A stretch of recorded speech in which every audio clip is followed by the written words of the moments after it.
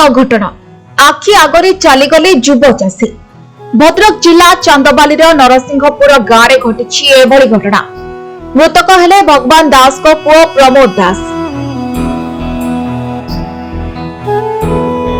ओहली विद्युत तार संस्पर्श में आसबार युव चाषी प्रमोद मृत्यु होइछि। प्रमोद निज जमी रे धान गदा करुवा बेले आगरे ओहली विद्युत तार तांको उपरे छिड़ी पड़िथिला।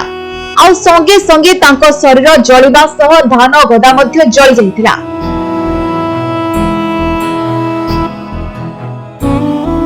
सेपरि आखि पिछुला के 2 एकर जमी मध्य जली उठिथिला।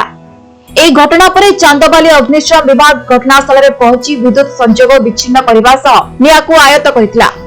विद्युत विभाग रो बेपरुआ नीति पई दुर्घटना होइथिला बोली अभियोग होइछि। सेपरि तुरंत एही घटना रे क्षतिपूर्ण दाबी करी विद्युत विभाग सम्मुख रे लोके प्रतिवाद करिथिले। भद्रकରୁ साई शंकर महाकुट रिपोर्ट समय लाइव।